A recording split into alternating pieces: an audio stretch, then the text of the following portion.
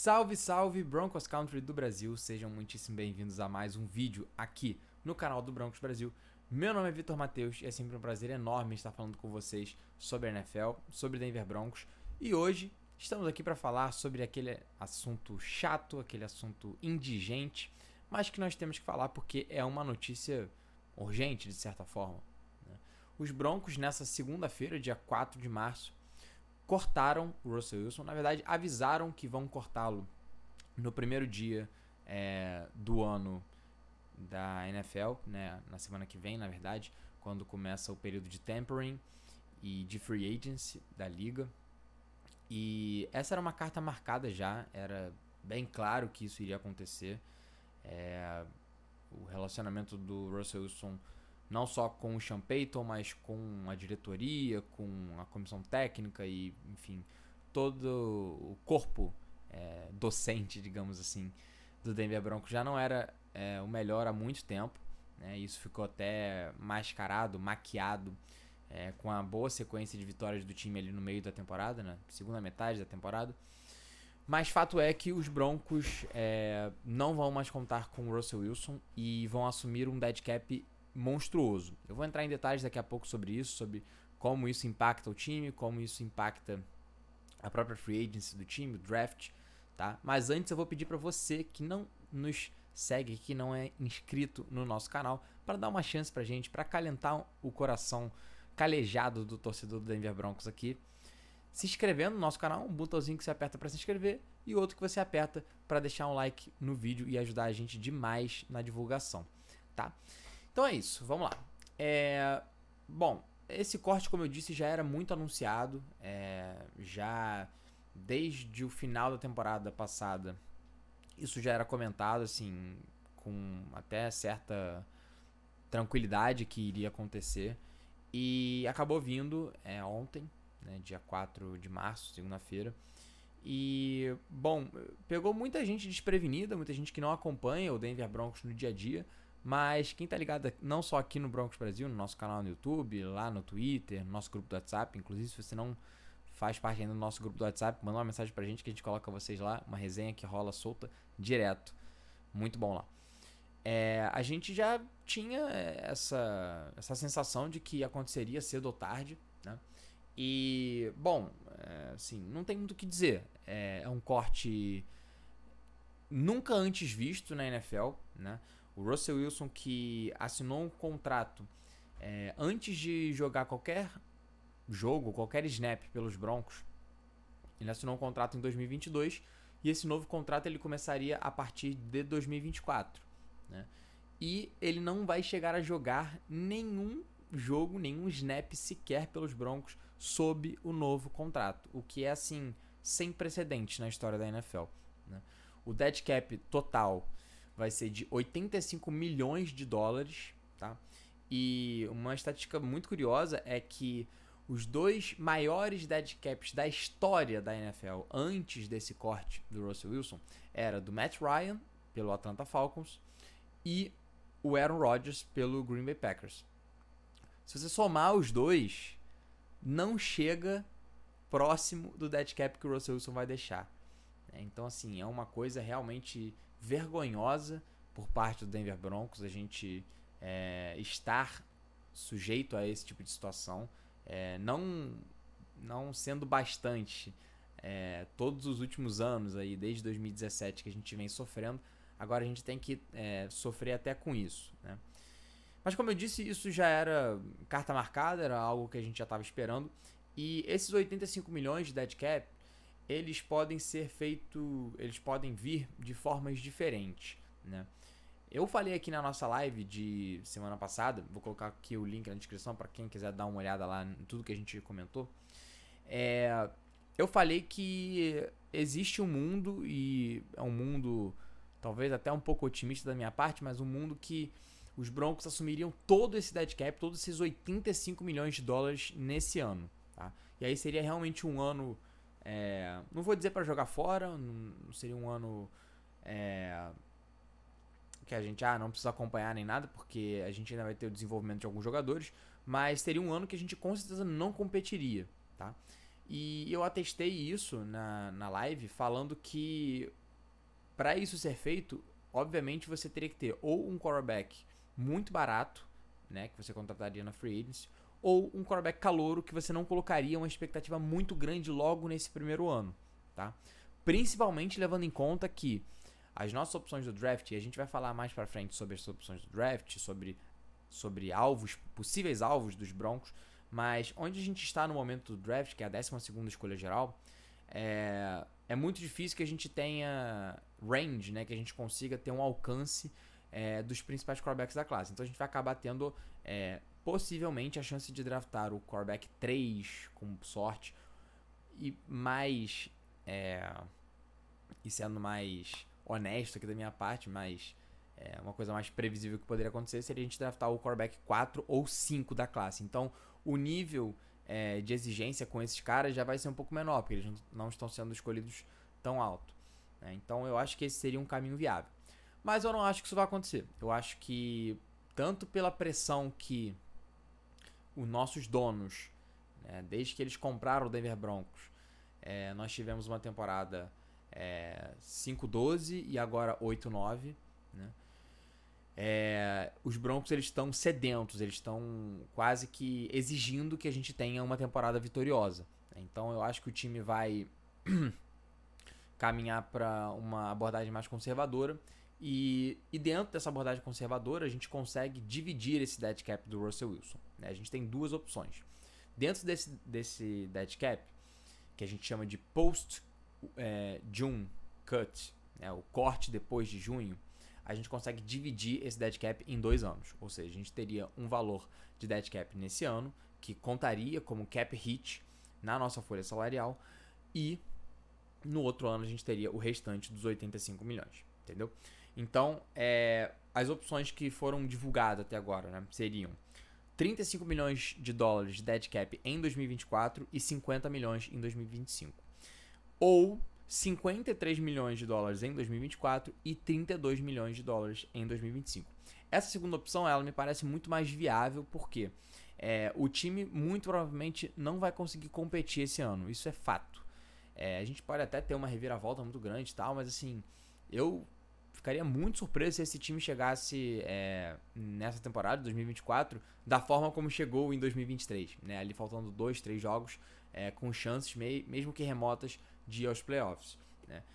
Então eu acho que seria mais interessante a gente pensar em 2025 como o ano para a gente ficar com um salary cap mais saudável, mais são, e a gente conseguir investir mais em 2025, possivelmente ou já tendo draftado um quarterback ou estando prontos para draftar um quarterback no draft de 2025, tá? Bom, isso tudo é importante por quê? Porque a situação atual do time, do salary cap, não é nem um pouco saudável. O time, mesmo que a gente não cortasse o Russell Wilson, mesmo que a gente assumisse, vamos ficar com ele, o time ficaria no vermelho. Ainda assim, teria que fazer reestruturações, teria que cortar jogadores, que a gente vai falar daqui a pouco. Então, por que... Aí vocês perguntam, Vitor, então por que a gente cortou o Russell Wilson? Não era melhor a gente ficar com ele, pelo menos esse ano, e aí ano que vem a gente vê? Então, tem um problema nisso tudo. O contrato do Russell Wilson, o contrato novo, digamos assim, que começaria agora esse ano, ele tem uma cláusula de ano seguinte, digamos assim. Se ele estiver presente no time em 2024, o contrato de 2025 dele se torna totalmente garantido. Então, se a gente fosse cortá-lo em 2025, todo esse dead cap seria 100% em 2025 e ainda teriam as garantias para 2026, né? Então, a gente estaria, de qualquer forma, só chutando um ano a mais o inevitável, porque a gente conseguiu ver na temporada passada que o Sean Payton e o Russell Wilson são como água e óleo. Eles não se misturam, não casa, não é um casamento perfeito, né? E agora o Sean Payton vai atrás do seu quarterback, né? E agora ele vai ter, caso ele drafte um quarterback, ele vai estar muito mais pressionado porque vai ser o cara que ele escolheu. É o cara que ele chegou, apontou e falou: eu quero esse cara, eu vou moldá-lo eu vou fazer com que ele seja efetivo e produza nessa liga, tá? Então, assim, a decisão foi correta na minha visão. Eu acho que seria a gente ficar colocando band-aid em cratera. Caso a gente ficasse com o Russell Wilson, a gente até conseguiria ganhar uns jogos aqui e tal. Mas como o contrato dele começou a ficar pesado esse ano, a gente ficaria com um time mais fraco e pagando um quarterback que não entrega nem, sei lá, 10% daquilo que a gente esperava, né? Então acho que a decisão foi sim correta. Só que aí a gente entra numa situação que é a tempestade perfeita, que o meu parceiro de podcast, meu parceiro de live que esteve aqui na semana passada com a gente falou. A gente tá numa tempestade perfeita. A gente tem um time que vamos ser bem justos, bem honestos aqui. O time do Denver Broncos é medíocre. A gente tem um grande jogador no time, que é o Patrick Surtain. A gente tem talvez um ótimo jogador que seja o Justin Simmons. São 2 jogadores de secundária, 2 jogadores que trazem muito menos impacto do que um quarterback, do que um running back, que um edge rusher, enfim.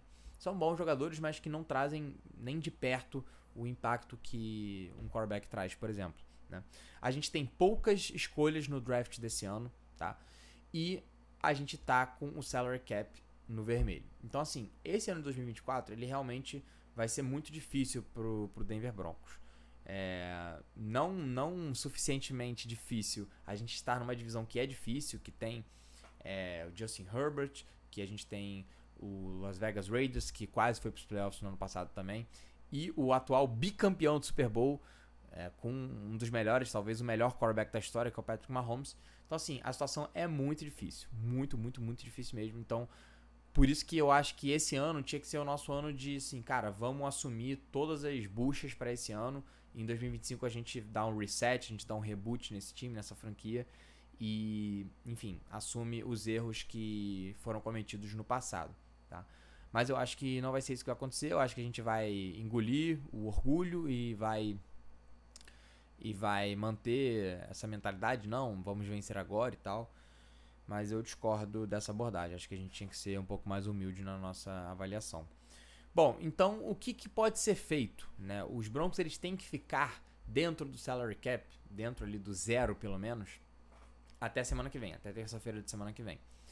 E a gente pode fazer isso de várias formas. A gente pode cortar jogadores, a gente pode reestruturar contrato de jogadores, a gente pode renovar contratos de jogadores, ou seja, estender contratos de jogadores, a gente pode trocar jogadores. Então a gente tem aqui 4 situações que podem ocorrer, que devem ocorrer nos próximos dias. Eu separei aqui 3 nomes de possíveis cortes, que eu acho que estão bem engatilhados para acontecer, tá? Talvez o maior deles seja o wide receiver Tim Patrick, ele que juntamente com o Cortland Sutton e com o Jerry Jeudy montaram aí um dos corpos de recebedores mais promissores da liga, mas que nunca vingou. Todo ano era o ano de esse vai ser o ano do Tim Patrick, esse vai ser o ano do Jerry Jeudy, esse vai ser o ano do Cortland Sutton, e nunca foi. O Cortland Sutton até teve uma boa temporada na temporada passada, teve mais de 10 touchdowns, né? Realmente foi uma arma importante na red zone, mas ainda assim nem chegou a bater 1000 jardas.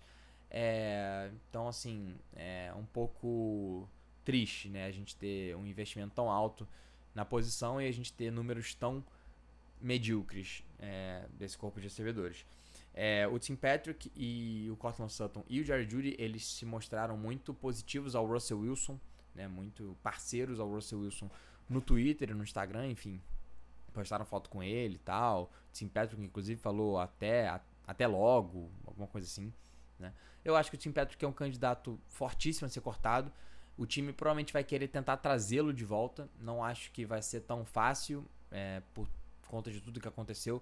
Mas o time ainda assim acho que pode contar talvez com uma benevolência dele. Talvez ele entenda a situação e aceite jogar pelo contrato de veterano mínimo, com alguns bônus ali de performance e tal. Mas eu acho que os Broncos deveriam ter um reboot completo do corpo de recebedores, né? Poderiam cortar o Tim Patrick e trocar o Cortland Sutton e o Jerry Jeudy, ou cortar o Sutton e o Tim Patrick e trocar o Jerry Jeudy, enfim. Eu acho que mudanças têm que ser feitas, e já que foi um corpo de recebedores que não foi efetivo no ano passado, no ano anterior, no ano antes disso, eu acho que eles, para mim, seriam o principal foco de aquisição de salary cap para esse ano. Outro nome que eu destaco é o DJ Jones. Desculpa. Se a gente cortar o Tim Patrick, a gente tem 10 milhões de dólares salvos na folha salarial e um dead cap de 6 milhões. Então acho que é um movimento que deve acontecer nos próximos dias. Já o DJ Jones, se a gente cortar ele, jogador de linha defensiva, se a gente cortar ele, vão ser 10 milhões também de salary cap salvos e 3 milhões de dead cap. Com a ascensão do Zach Allen, que foi muito bem no ano passado, foi o nosso melhor, na minha opinião, foi o melhor jogador de linha defensiva do time. Eu acho que o DJ Jones é um fortíssimo candidato a ser cortado e esse muito provavelmente não voltaria para o time, né? O time teria que buscar uma opção na free agency mais barata ou alguma opção que já esteja no elenco do time, muito provavelmente alguma escolha de draft, de final de draft, undrafted, que estão no elenco ou nos contratos futuros do time. E o último que eu separei aqui foi o Samaje Perine, running back, que foi muito bem, principalmente em jogadas no último período, né? Quando a gente estava ali naquele desespero de virar o jogo, ele entrava e recebia 5, 6 passes só no último drive. Não fazia nada durante o jogo todo, mas no último drive ele era efetivo. Eu acho que ele pode ser uma casualidade do cap, que a gente chama, né? Pode ser que a gente corte ele simplesmente pelo fato de ter o Javonte Williams sob contrato de calor, o último ano de contrato de calor dele, e o Jaleel McLaughlin, o running back undrafted do ano passado. Então acho que esses três seriam os 3 nomes que eu ficaria de olho para possíveis cortes, né? E aí a gente tem outras opções, a gente pode, por exemplo, trocar ou cortar o Garrett Bowles, nosso left tackle, mas aí você abre um buraco na linha ofensiva. Você pode trocar o Justin Simmons, mas aí você perde uma liderança na defesa. Qual é a mensagem que você passa para a defesa? Enfim, tem outras possibilidades. No vídeo da próxima semana eu vou tentar trazer opções menos realistas, mais arriscadas, mais ousadas, digamos assim, sobre como a gente pode diminuir, como a gente pode aumentar nossa folha salarial, como a gente pode salvar mais dinheiro para esse ano. E vou também tentar trazer uma lista com os principais free agents que eu acho que teriam um bom encaixe com os Broncos. Além, é claro, de ficar ligado ali nos jogadores que estão sendo cortados pela liga. A gente tem que ficar de olho, obviamente, nos jogadores que são cortados, que possivelmente serão cortados pelo New Orleans Saints, por serem jogadores que jogaram sob a tutela do Sean Payton. Então, é sempre uma possibilidade. E é isso. Vou ficando por aqui. Agradeço a todos que ficaram até o final desse vídeo. Realmente um vídeo chato. Mais uma vez a gente começar uma temporada, uma off-season, na verdade, né? Com essa empolgação um pouco mais... um pouco menos empolgada do que a gente gostaria. Mas é isso. Seguiremos fazendo aqui a nossa cobertura de sempre, porque a gente ama esse time, infelizmente ou felizmente. E é isso. A gente se vê na próxima semana. Forte abraço. Go Broncos. Valeu.